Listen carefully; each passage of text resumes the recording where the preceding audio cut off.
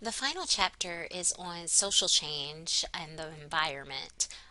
Another way we can think about this is in terms of collective behavior, in particular social movements. So, for this chapter, you are only reading the first half of the chapter that deals with social change and social movements, not the second half that deals with the environment. There will be three fairly short Camtasia videos that covers this material as well as the additional material that I'm providing about social problems and their relation to social movements. So this chapter begins by kind of discussing social change. And one way you can think about social change is it is a shift in the characteristics of culture and society, or the alternation, modification, or transformation of public policy, culture, and or social institutions over time. So society as a whole is undergoing some type of shift or change, not just the individuals, but large scale. So this chapter is very macro sociological in focus. Now, if the social change is so great that it changes all of society, we can talk about that as being social revolutions. And there are four major social revolutions that are identified by your book. And these major social revolutions are related to changes in technology that then changed everything else about our society.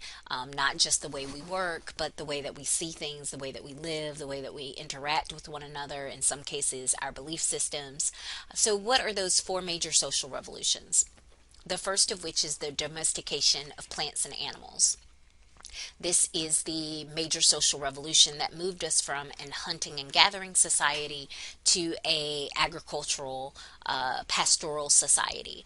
We no longer had to follow food or scavenge or forage for food. We could grow and our own food, raise our own food, which allowed for the development of cities. Then we have the invention of the plow.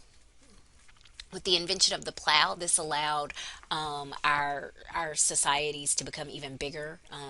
We call this like a shift from the agricultural society to a true agrarian society, a much larger based, farming based society, where because it is now a larger society, you have the development of merchants and trade and differentiation in society, kind of based on occupation.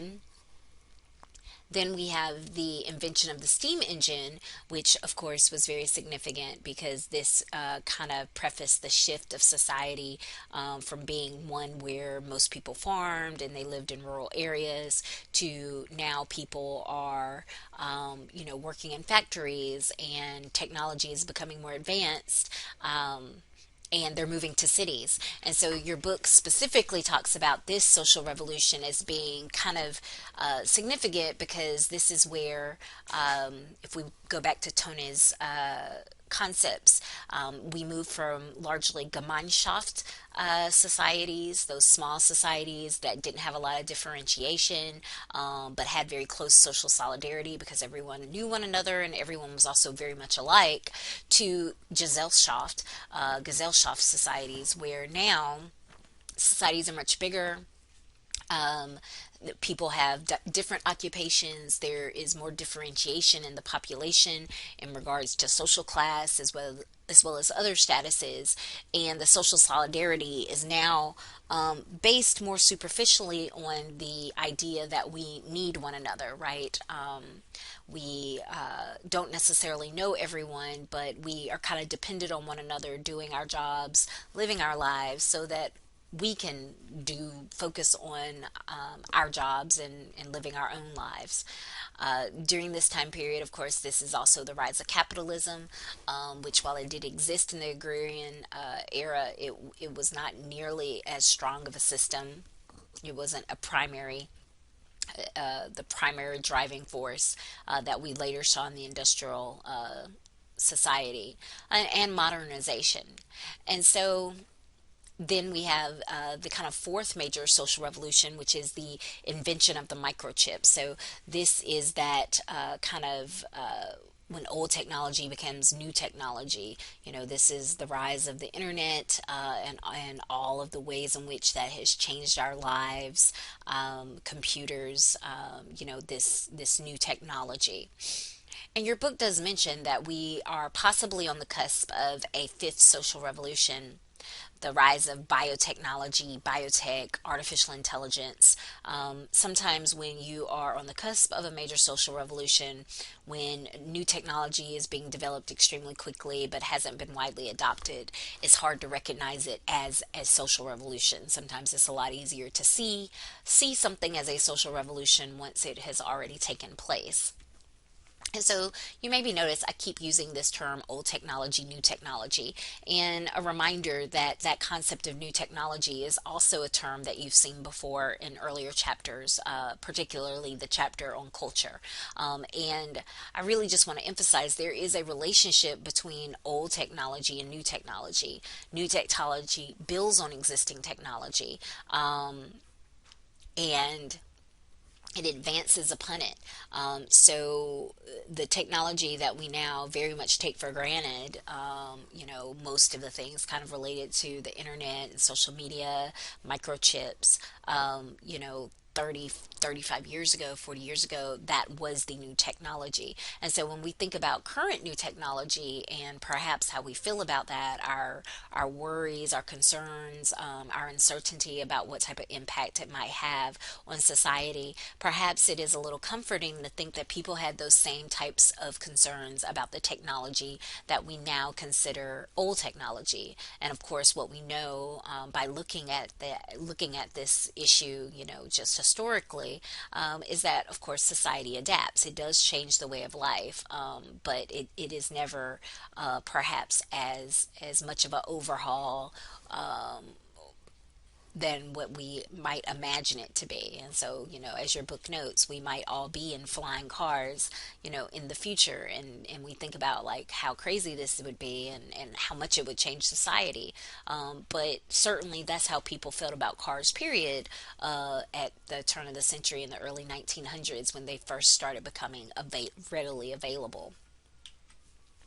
And so your book has a couple of good charts just kind of comparing, how this shift from traditional agrarian societies to these industrialized and then later information societies, how it changed all these characteristics about those societies. And I included these charts in my lecture slides and in this presentation just as a way to try to encourage you to pay attention to those, and the material that they contain.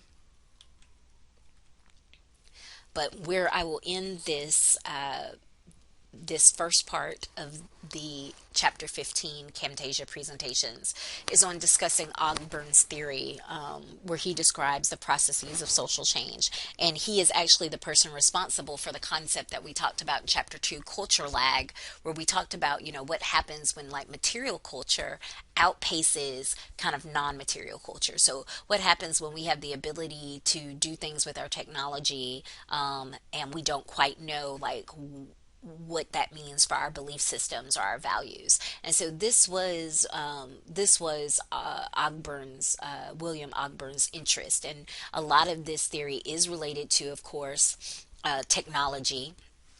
The development of technology and how that drives societal progression. And so he talks about the processes of change, which once again, we did talk about this during chapter 2 on culture. So this should be kind of repeat material, that, you can you can kind of create technological development through invention or discovery or diffusion, and that when technology is developed in any of these through any of these processes, it results in social changes that go beyond technology itself, that go beyond material culture itself.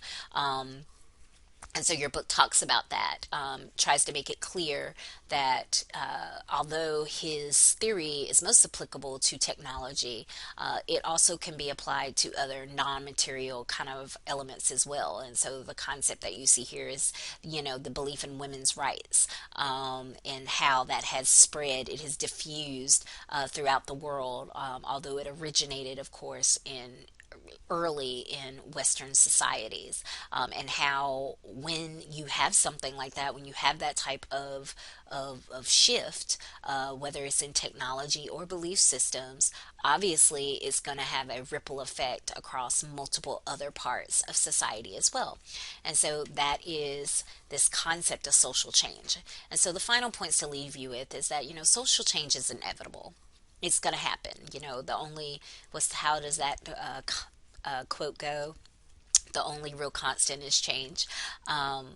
But just because it's inevitable, doesn't mean that there aren't things that people can do to either encourage social change and progress, or inhibit or limit social change and progress. And so that's why we say each generation inherits certain constraints and certain resources, certain things that perhaps hold back progress, and certain things that encourage progress. And a big part of sociology is equipping students with the information so that they can understand the dynamics of social change.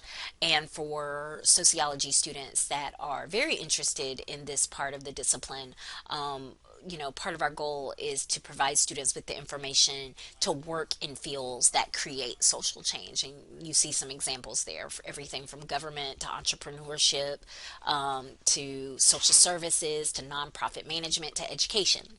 And so, we are ending on this topic because we've kind of come full circle. We started off by kind of introducing what sociology was as a discipline. And now I kind of want to end it by really focusing on what is it that sociology potentially provides its students and the people who study it. And so that is what the final two parts of the final two Camtasia presentations will be on. Part two will specifically be on kind of identifying social problems and what some solutions are to social problems, the terminology that we use to discuss that. And then part three will talk specifically about one of those solutions at the macro level, which is social movements.